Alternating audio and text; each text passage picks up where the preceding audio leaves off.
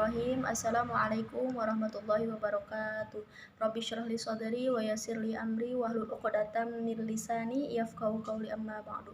Yang terhormat kepada dosen pengampu mata kuliah Perencanaan Pendidikan, Ibu Dr. Helna Nelis MPD, dan teman-teman seperjuangan yang saya sayangi. Di sini saya akan mempresentasikan tugas saya dengan judul Konsep Dasar Perencanaan Pendidikan. Baik, selanjutnya ada latar belakang perencanaan pendidikan. Nah, perencanaan pendidikan memiliki latar belakang yang sangat penting dalam meningkatkan kualitas pendidikan. Meningkatkan kualitas pendidikan, perencanaan pendidikan bertujuan untuk meningkatkan kualitas pendidikan dengan mengembangkan program yang efektif dan efisien. Perencanaan pendidikan membantu lembaga pendidikan untuk menghadapi tantangan pendidikan seperti kurangnya sumber daya, perubahan kurikulum.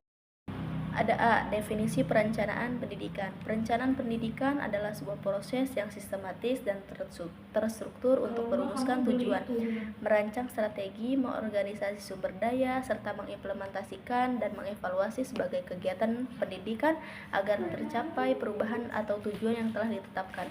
Secara menyeluruh, perencanaan pendidikan dapat didefinisikan sebagai suatu proses berpikir dan pengambilan keputusan yang terencana, rasional, dan terstruktur yang mencakup identifikasi kebutuhan dan tujuan, perancangan langkah strategis, pengorganisasian sumber daya, pelaksanaan, serta evaluasi dalam rangka memastikan sistem pendidikan berjalan efektif, efisien, dan berkualitas dengan mempertimbangkan aspek ekonomi, sosial, kultur, serta relevansi terhadap pembangunan nasional dan kebutuhan peserta didik. Nah, yang B ada tujuan perencanaan pendidikan. Nah, yang pertama ada meningkatkan kualitas pendidikan. Perencanaan pendidikan bertujuan untuk meningkatkan kualitas pendidikan dengan mengembangkan program yang efektif dan efisien. Yang kedua, mencapai tujuan pendidikan. Perencanaan pendidikan bertujuan untuk mencapai tujuan pendidikan yang diinginkan, seperti meningkatkan pengetahuan, keterampilan, dan kemampuan peserta didik. Yang ketiga, ada pengembangan program yang relevan. Perencanaan pendidikan bertujuan untuk mengembangkan program yang relevan dengan kebutuhan masyarakat dan dunia kerja. Nah, yang C, ada perencanaan pendidikan. Yang pertama ada pengendalian. Perencanaan membantu mengendalikan proses pendidikan dengan menentukan tujuan, sasaran, dan langkah-langkah yang harus diambil untuk mencapai tujuan tersebut. Yang kedua ada pengorganisasian. Perencanaan membantu mengorganisasikan sumber daya yang tersedia, seperti sumber daya manusia, keuangan, dan fasilitas untuk mencapai tujuan pendidikan. Yang ketiga ada pengambilan keputusan. Perencanaan membantu dalam pengambilan keputusan yang tepat dan efektif dalam pengelolaan pendidikan dengan mempertimbangkan berbagai alternatif dan konsekuensi yang mungkin terjadi. Yang keempat, meningkatkan kualitas pendidikan. Perencanaan yang baik dapat meningkatkan kualitas pendidikan dengan menentukan standar yang tinggi, mengembangkan kurikulum yang relevan, dan meningkatkan kompetensi guru.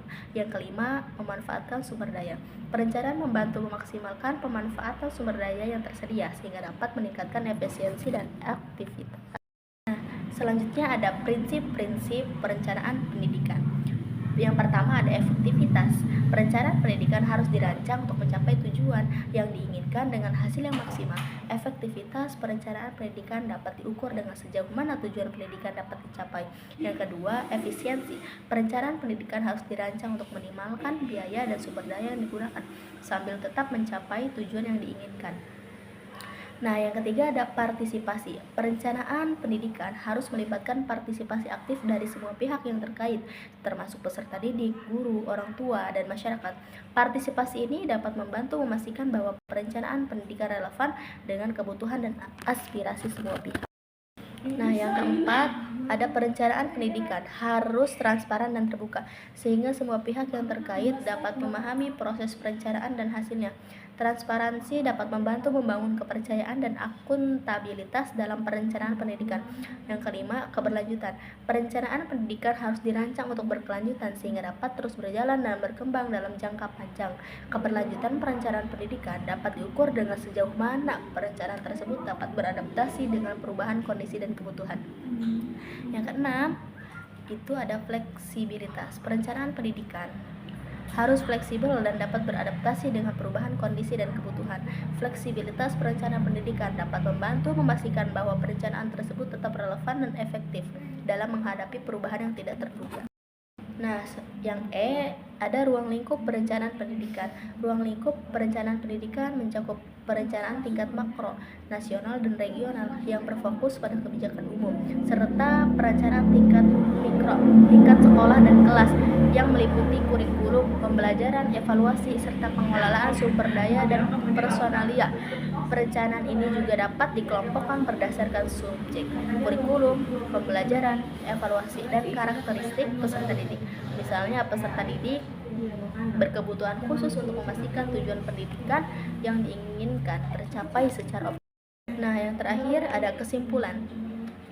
Kesimpulan perencanaan pendidikan adalah proses sistematis untuk menyiapkan keputusan-keputusan kegiatan pendidikan di masa depan guna mencapai tujuan pendidikan secara optimal dan efektif, yang melibatkan analisis, perumusan, dan penimbangan berbagai aspek pendidikan. Yang pertama, sosiologis, ekonomis, dan demografis, dan pedagogis.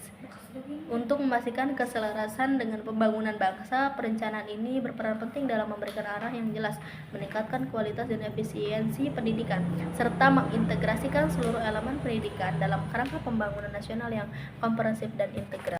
Baik, cukup sekian pemaparan materi yang bisa saya sampaikan. Apabila ada pertanyaan silahkan bertanya. Kurang dan lebihnya mohon maaf. Wassalamualaikum warahmatullahi wabarakatuh.